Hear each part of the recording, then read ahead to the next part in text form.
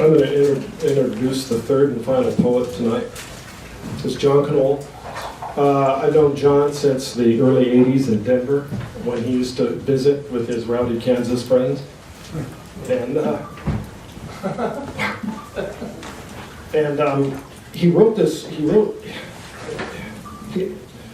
his work was always kind of on the edge of anarchy and surrealism. I've always admired it. I couldn't go to that place a lot of times, but I love that place where he went for all of us. I was privileged to help him produce a couple of his earlier books. Ghosting America was kind of like this minor underground classic that people talked about in bars in Denver for a long time. And I kept a copy of it. Impossible to get. And it was impossible to get, and it was a whisper, and then it was a rumor, and then it was a shout, and then now it's an actual book. And John was instrumental in helping us do it. Ghosting America, it's called.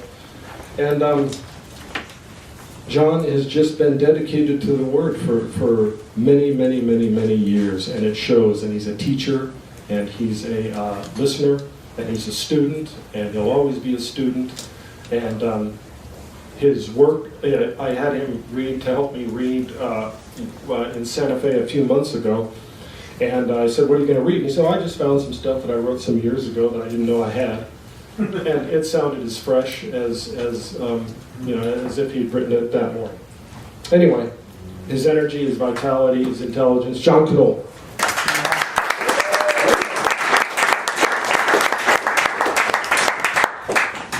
I think he was talking about somebody else. The genesis of this, 30-some years ago, I gave a reading in, is this mic on? Can you hear me? Yeah. I gave a reading in Santa Fe, and there was a publisher there from Austin, and he liked the reading. He said, I want to publish a chapbook.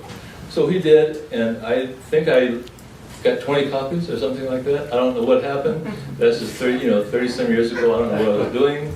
But the book wasn't nearly this nice. And John Nislowski and Macker got Danny, who I just met, and Danny is a comrade already. I can tell he's nasty as I am. And so this is just, it's fate almost. I almost had nothing. This cover is Kyle, who I think is just fantastic. And so I'll get started. So like I said, and this is, reading this is like, it's my ghost. I'm not this guy anymore, but somehow this is all still current. And so, and then one day, I got to talk about Creeley's cat for a minute. You talked about Kerouac's cat? I went to Creeley's house one time when he lived in Placitas, and his cat sits on eggs. So that was an easy poem, Creeley's cat sits on eggs. And that's where I became acquainted with Joanne Kiger. He had her September poem on the frame of the wall. And I have a Joanne Kiger story. Taos Poetry Circus. Any of you guys ever been to the Taos Poetry Circus? They had an outdoor reading one day, and Anna Waldman was reading, and I was way at the back of the crowd, smoking a joint with some woman that I just met. I didn't know who she was. She was a nice lady, and I was telling her all about shamanism and Maria Sabina, and because I was pretty hip. And then I found out it was Joanne Kiger. Oh, wow. And then one day, after years and years of trying to find myself, I found myself and freaked out. I mean, everything was perfect. I was living like a poet loves to live in a rural area. I was in love with a beautiful woman. My little girl, a brilliant little being. I mean, I had friends, money, travel, and everything was perfect, but something was wrong. Something was wrong. Something was wrong. I couldn't define it. I couldn't say it. It was vague, ineffable, diaphanous, and it secreted a strange odor. I always wanted to be a comedian. I'm just not that funny.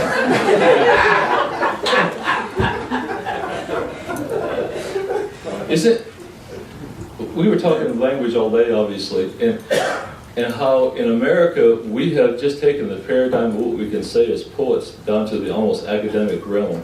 You know, I mean, if I said pussy, pussy, pussy, pussy, somebody's going to come up to me and say, you can't say that. Or if I said queer, queer, queer, queer, queer, queer. You know, and these are words we're just learning what the hell they mean. You know, queer means fluidity. You know, that we don't have male, female. You know, I refuse to take those definitions. You know, somebody asks me, are you a boy or girl? I say no. They ask you quite often. I should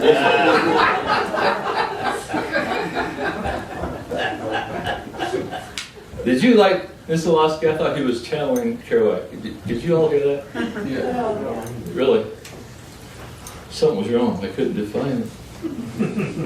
It secreted a strange odor. What is it, I wonder? What is it? Do I just want to have 100 lovers? Young women, old women, boys, and boy, then the flip of sudden awareness, there's sunlight on an adobe wall and a lilac bush behind blue sky. Grandma's face, crystal filled with tiny white bird jazz notes, transcendence of gold. The goal is where we are now, in this room, and this room is a blessing. The goal is where we are right now, and this room is a blessing. Drinking beer, watching the sun go down, buying rubbers and typing paper. We make poems and copies of poems and write more poems because if we keep writing, we find out what we're all about. Writing, we stop all the wars in our head.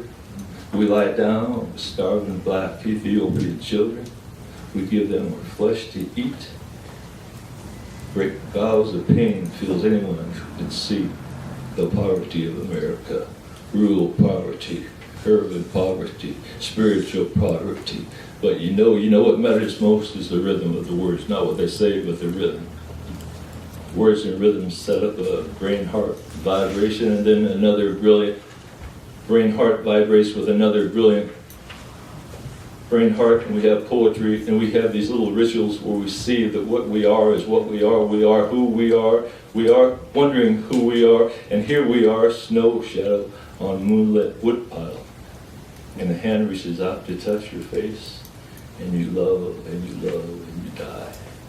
And in between you love, and you die, and you die loving, and you die, and you die, and you love, and you die. Of passion we are born, of passion we are born, of passion we die. Thank you.